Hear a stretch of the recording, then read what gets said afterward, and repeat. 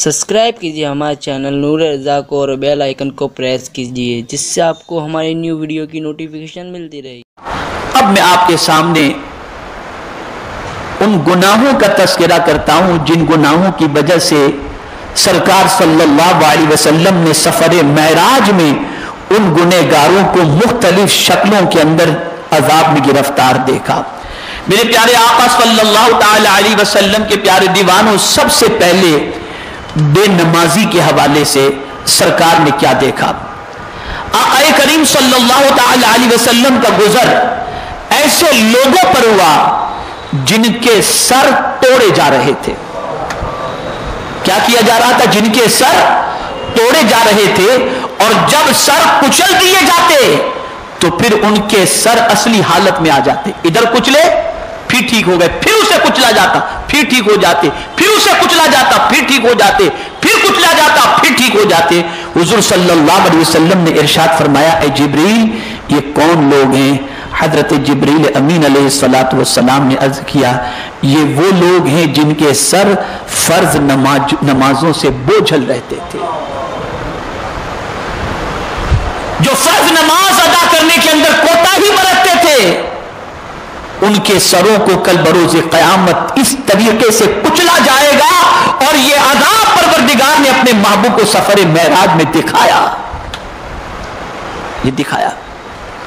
اسی طریقے سے آقا کریم رؤوف الرحیم علیہ التحیۃ والتسلیم کا گزر ایسے لوگوں پر ہوا جن کے آگے کے مقام پر بوسیدہ کپڑا تھا اور ان کے پیچھے کے مقام پر بھی بوسیدہ کپڑا تھا، یعنی صرف قبل اور دبر چھپے ہوئے تھے، اور وہ اونٹوں اور بکریوں کی طرح چرتے ہیں، اور ایک قسم کا کانٹا، توہر کا درخت اور جہنم کے انگارے اور پتھر کھا رہے تھے.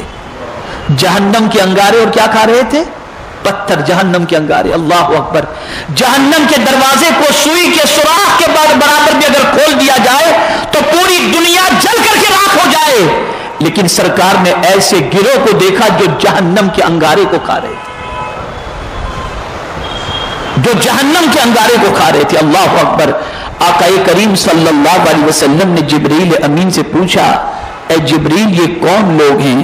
حضرت جبریل امین علیہ الصلوۃ والسلام نے عرض کیا، یہ وہ لوگ ہیں جو اپنے مالوں کا صدقہ نہیں نکالتے تھے، اور اللہ کی شان یہ ہے کہ وہ کسی پر ظلم نہیں کرتا. یہاں صدقے سے مراد زکوٰۃ ہے، جو ان کے اوپر واجب تھی وہ نہیں نکالا کرتے تھے. تو جو زکوٰۃ نہ نکالے تو تاریخ زکوٰۃ کو آقا کریم صلی اللہ تعالی علیہ وسلم نے کل بروز قیامت ایسی سزا میں دیکھا کہ وہ انگارے جہنم کے اپنے منہ کے اندر ڈالتے ہوئے دکھائے.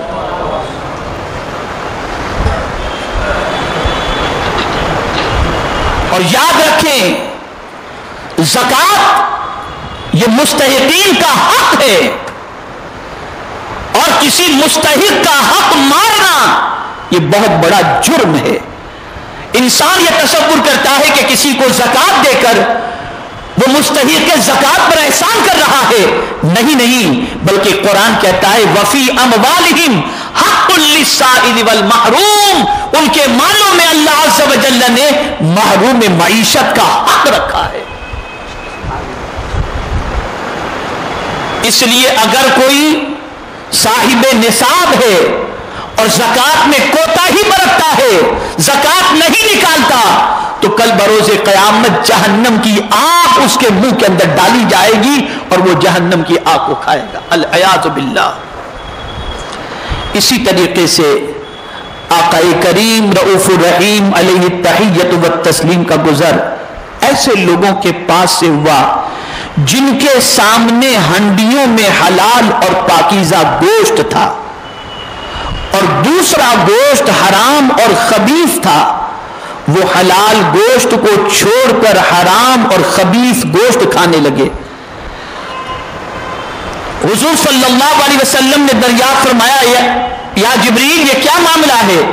حضرت جبریل امین علیہ الصلوۃ والتسلیم بولے، یہ آپ کی امت کا وہ مرد ہے جس کے پاس حلال اور پاک بیوی تھی، پھر بھی حرام عورت کے ساتھ رات گزارتا تھا، اور وہ عورت ہے جس کے پاس حلال و پاک شوہر تھا، پھر بھی وہ حرام شخص کے ساتھ رات گزارا کرتی تھی۔ یہ زانیوں کی سزا ہے، یہ زانیوں کی سزا ہے۔ کیا سزا ہے؟ کہ کل بروز قیامت ان کے سامنے حلال گوشت بھی رکھا جائے گا اور حرام گوشت بھی رکھا جائے گا، لیکن وہ حلال گوشت کو کھانے کی بجائے حرام گوشت کھا رہے ہوں گے، خبیث گندا گوشت وہ کھا رہے ہوں گے، اور اس کی وجہ یہ ہوگی کہ جب وہ دنیا میں اپنی حلال بیوی کو چھوڑ کر غیر عورتوں کے ساتھ اپنی زندگی گزارتے ہوں گے تو اللہ قیامت میں ان کے ساتھ یہ معاملہ فرمائے گا۔ ایسے ہی کوئی عورت شوہر کے ہوتے ہوئے کسی غیر کے ساتھ اپنی رات بسر کرے یا بدکرداری کرے تو اس کو بھی اللہ عز و جل اس سزا کے اندر گرفتار فرمائے گا۔ اللہ سب کو محفوظ رکھے۔ میرے پیارے آقا صلی اللہ تعالی علیہ وسلم کے پیارے دیوانوں، پھر آقا کریم صلی اللہ تعالی علیہ وسلم کا گزر ایک ایسی لکڑی کے پاس سے ہوا جس کے قریب سے جو بھی کپڑا یا کوئی چیز گزرتی وہ لکڑی اسے پھاڑ ڈالتی۔ ایسی لکڑی کے پاس سے گزر ہوا جس کے قریب سے کوئی کپڑا یا کوئی اور چیز گزرتی تو وہ لکڑی اسے پھاڑ ڈالتی۔ حضور صلی اللہ علیہ وسلم نے دریافت فرمایا یہ کیا معاملہ ہے؟ حضرت جبرائیل امین علیہ الصلاۃ والتسلیم نے عرض کیا یہ آپ کی امت کے ان لوگوں کی مثال ہے جو راستے پر بیٹھتے ہیں اور راستہ روکتے ہیں۔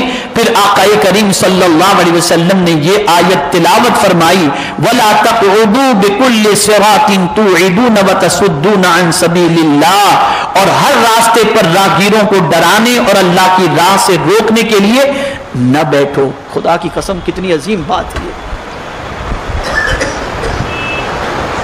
لوگوں کا راستہ روکنے یا لوگوں کو ڈرانے کے لیے راستے میں نہ بیٹھو۔ اب یہاں میں تھوڑی سی تفصیل عرض کر دوں۔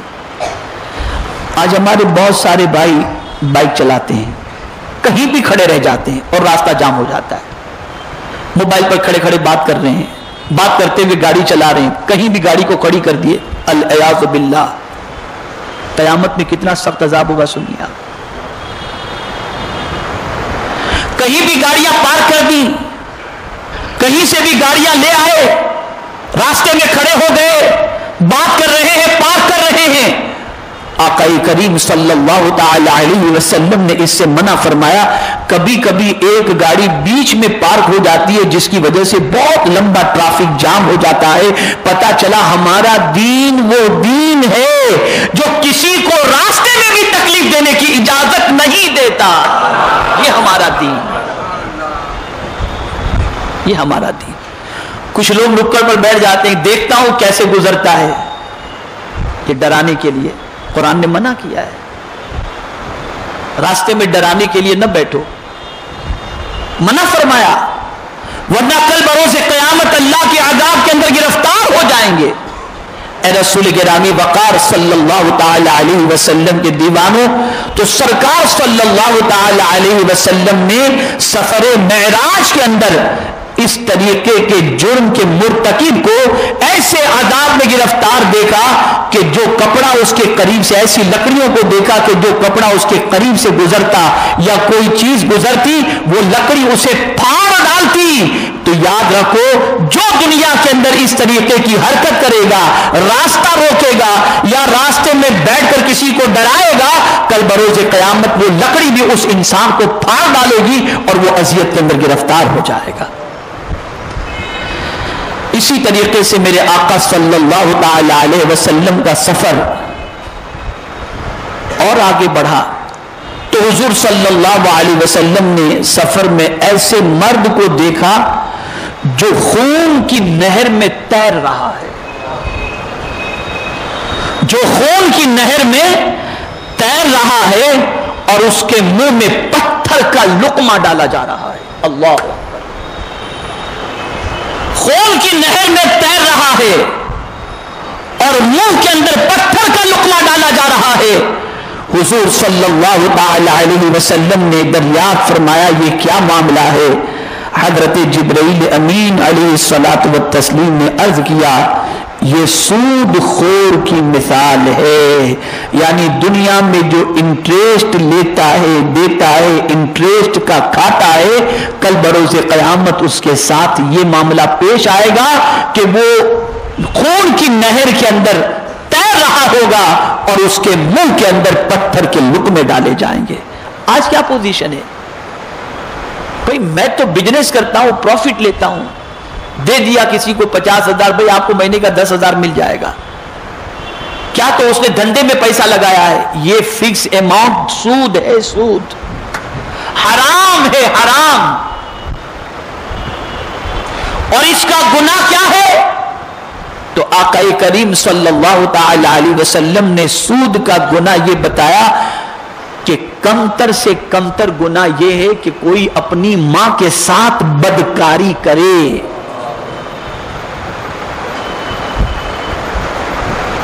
آج بڑی آسانی کے ساتھ انسان کر رہا ہے۔ تو میرے پیارے آقا صلی اللہ تعالی علیہ وسلم کے پیارے دیوانوں، اللہ کی بارگاہ میں اس قسم کے عمل سے توبہ کرنی چاہیے اور اس قسم کے عمل سے بچنا چاہیے۔ اسی طریقے سے آقا کریم صلی اللہ علیہ وسلم کا گزر ایک شخص کے پاس سے ہوا جو لکڑیوں کا گٹھا جمع کیے ہوئے ہے اور اسے اٹھا نہیں سکتا۔ لکڑیوں کا گٹھا جمع کیا ہوا ہے لیکن اٹھانے کی کوشش کرتا ہے، اٹھا نہیں سکتا، اور زائد لکڑیاں جمع کرتا رہتا ہے، یعنی اٹھا بھی نہیں سکتا اور پھر بھی زیادہ اور لکڑیاں جمع کرتا رہتا ہے۔ حضور نے پوچھا یہ کیا معاملہ ہے؟ حضرت جبرائیل امین علیہ الصلوۃ والتسلیم نے عرض کیا یہ آپ کی امت کا وہ شخص ہے جس کے پاس لوگوں کی امانتیں ہوتی تھی، وہ ان کی ادائیگی پر قدرت نہیں رکھتا تھا اور اس کی خواہش رہتی تھی کہ وہ امانتیں لے، یعنی کسی نے امانت رکھی، وہ امانت کھا جانے کے چکر میں، خیانت کرنے کے چکر میں رہتا۔ اللہ رب العزت جل جلالہ کل اسے اس عذاب میں گرفتار فرمائے گا کہ وہ 1000 ان لکڑیوں کی گٹھڑی کو اٹھانا چاہے پھر بھی اٹھا نہیں سکے گا۔ اے رسول اعظم صلی اللہ تعالی علیہ وسلم کے دیوانوں، ہمیں چاہیے کہ جن جن عذابوں کے بارے میں رسول اعظم صلی اللہ علیہ وسلم کو سفر معراج میں دکھایا گیا، جن گناہوں کی وجہ سے ان گناہوں سے بچنے کی کوشش کرنی چاہیے۔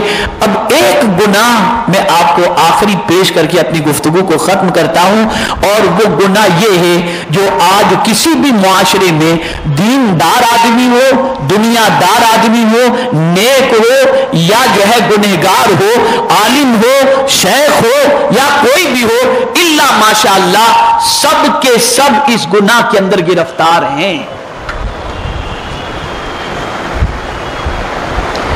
یہ ایسا گناہ ہے الا ماشاءاللہ اللہ جسے بچائے وہی اس گناہ سے بچا ہوا ہے، ورنہ تقریباً ہر طبقے کے لوگ اس گناہ کے اندر گرفتار ہیں۔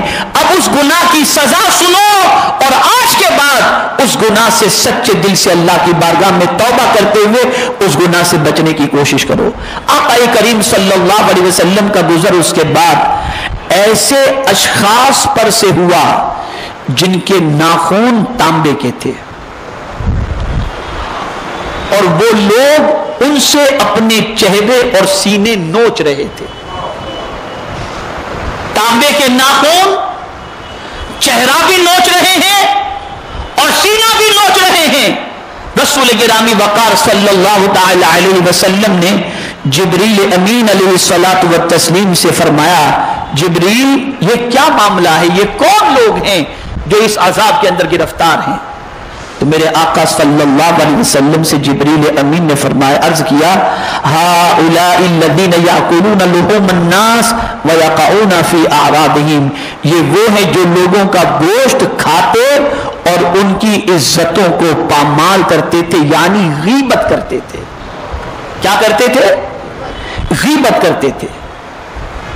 کسی کے پیٹھ پیچھے کسی کی برائی کرنا، اسے کیا کہتے ہیں؟ غیبت کہتے ہیں۔ تو غیبت کرنے والے کی سزا سرکار نے اس طرح سے دیکھی کہ اس کے ہاتھ کے ناخن تانبے کے ہیں اور ہاتھ کے ناخن اس تانبے کے ناخن سے وہ اپنا چہرہ نوچ رہا ہے، اپنا سینہ نوچ رہا ہے، یہ عذاب قیامت میں غیبت کرنے والے کو اللہ عطا فرمائے گا۔ یاد رکھیں، غیبت کرتے وقت انسان کو اچھا لگتا ہے، لطف آتا ہے، لیکن اسے نہیں معلوم جس طریقے سے کھجلی کی بیماری کسی کو ہو جائے تو کھجلی کرنے سے تو راحت ہوتی ہے لیکن بعد میں جلن ہوتی ہے، ایسے ہی غیبت کرتے وقت اچھا لگتا ہے لیکن غیبت کی وجہ سے جو عذاب ہوگا، جو تکلیف ہوگی، وہ انسان کے لیے برداشت کے لائق ہے ہی نہیں۔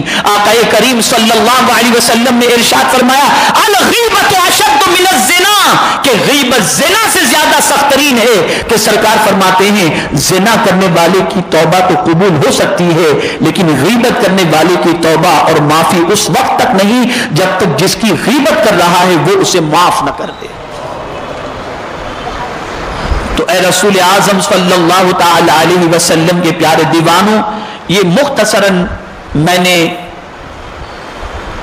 ان مجرموں کے عبرتناک انجام جو رسول اعظم صلی اللہ علیہ وسلم کو سفر معراج کے اندر دکھائے گئے تھے، ان کے کچھ جرموں کا تذکرہ اور عذاب کا تذکرہ میرے آپ کے سامنے کیا۔